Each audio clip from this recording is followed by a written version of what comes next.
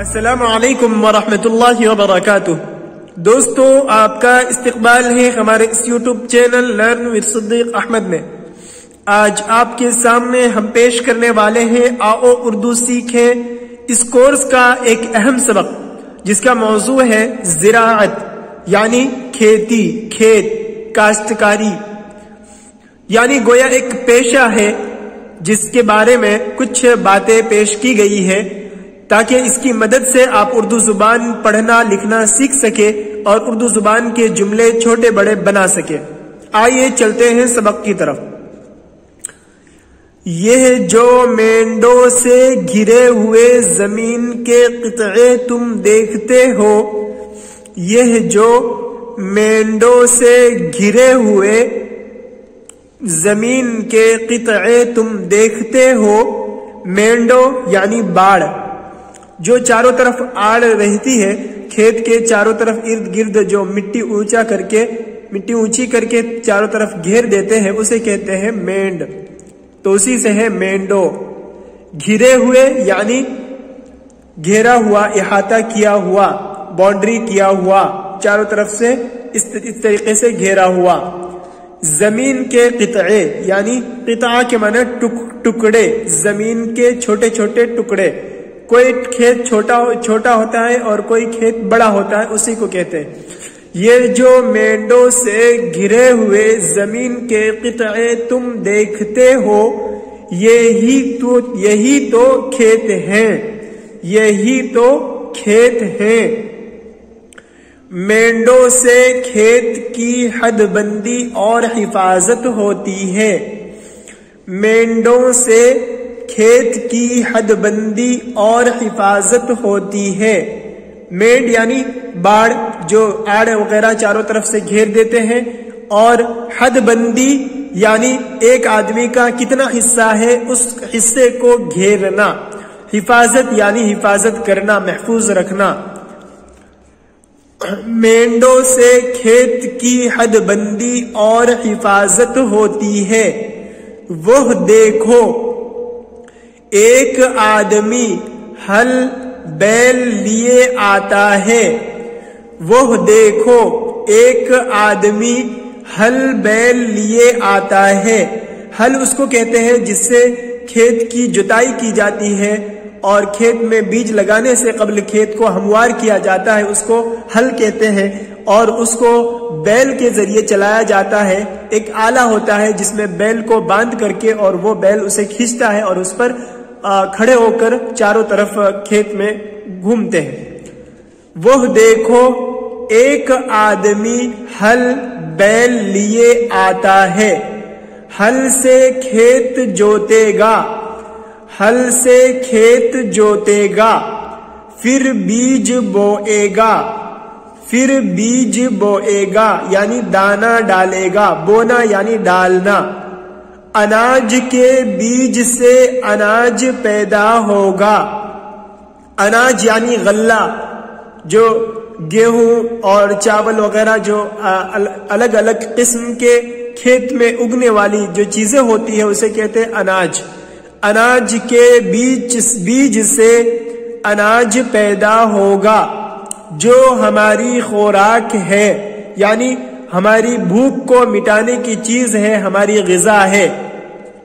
کپاس یعنی روئی، کپاس کے بیج سے روئی پیدا ہوگی، کپاس کے بیج سے روئی پیدا ہوگی، جس سے ہماری پوشاک بنے گی۔ پوشاک یعنی لباس، کپڑا، جس سے ہماری پوشاک بنے گی۔ گنے کے ٹکڑے بوئے گا تو اوکھ پیدا ہوگی۔ گنا کہتے ہیں ایک ایسے پودے کو جس کے رس کو نچوڑ کر پھر اس سے شکر بنایا جاتا ہے، اسے ایکھ اور اوکھ بھی کہتے ہیں۔ گنے کے ٹکڑے بوئے گا تو اوکھ پیدا ہوگی، اس کو کولہو میں پیل کر رس نکالیں گے، اس کو کولہو میں پیل کر رس نکالیں گے۔ پہلے زمانے میں جو چیزیں جس چیزوں کا رس نکالا جاتا تھا یا دانے الگ کیے جاتے تھے اسے اس کے جانوروں کے ذریعے اسے جانوروں کو باندھ دیا جاتا تھا اور وہ چلتے تھے اور اس کے ذریعے اس مشین کو یا اس آلے کو چلایا جاتا تھا جس سے رس نکلتے تھے اور غلہ الگ ہوتا تھا، اسے کولہو کہتے ہیں۔ اس کو کولہو میں یا میل کہہ لیں، اس وقت کے اس زمانے کے حساب سے میل، جہاں پر جو چیزیں فیکٹری وغیرہ میں جاتے ہیں گنا اور پھر وہاں سے اس کا رس الگ کیا جاتا ہے، اس کو کولہو میں پیل کر رس نکالیں گے۔ رس کو پکا کر گڑ اور راب بنائیں گے۔ رس کو پکا کر گڑ اور راب بنائیں گے۔ گڑ ایک میٹھا ٹکڑا ہوتا ہے جو گنے سے بنتا ہے، اور راب یعنی اس کا ایک پانی بنائیں گے۔ راب سے شکر بنے گی۔ راب سے شکر بنے گی۔ شکر سے طرح طرح کی مٹھائیاں تیار ہوں گی۔ شکر سے طرح طرح کی مٹھائیاں تیار ہوں گی، یعنی الگ الگ قسم کی مٹھائیاں تیار ہوں گی۔ آہا، یہ تو ہمارا پڑوسی دھن سنگھ ہے۔ آہا، یہ تو ہمارا پڑوسی دھن سنگھ ہے، یعنی کسی چیز کو کہ تعجب کے اظہار کے لیے کہتے آہا، یہ تو ہمارا پڑوسی دھن سنگھ ہے۔ اجی، کسی کو مخاطب کرنے کے لیے اس کا استعمال ہوتا ہے۔ اجی، یہ بڑا محنتی کسان ہے۔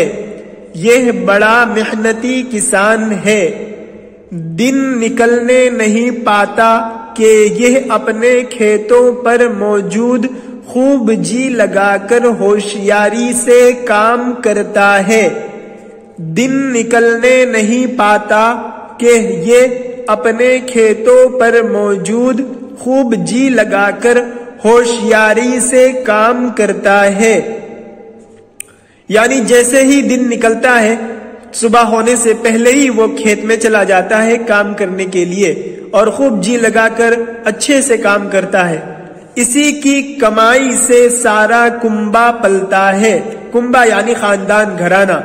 اسی کی کمائی سے سارا کنبا پلتا ہے۔ اسی کا ایک بھائی فقیرہ ہے۔ اسی کا ایک بھائی فقیرہ ہے۔ بڑا سست، فقیرہ بطور نام استعمال ہوا ہے۔ اسی کا ایک بھائی فقیرہ ہے، بڑا سست اور کام چور، اویر سویر بوتا ہے۔ بڑا سست اور کام چور، اویر سویر بوتا ہے۔ اویر سویر یعنی وقت بے وقت، کسی کام کو وقت بے وقت کرنا۔ بڑا سست اور کام چور ہے، یعنی کام کرنے میں اسے جی نہیں لگتا، کام سے بھاگتا ہے۔ اویر سویر بوتا ہے یعنی وقت بے وقت بوتا ہے۔ پیداوار اچھی نہیں ہوتی۔ پیداوار اچھی نہیں ہوتی۔ ٹکا پلے نہیں۔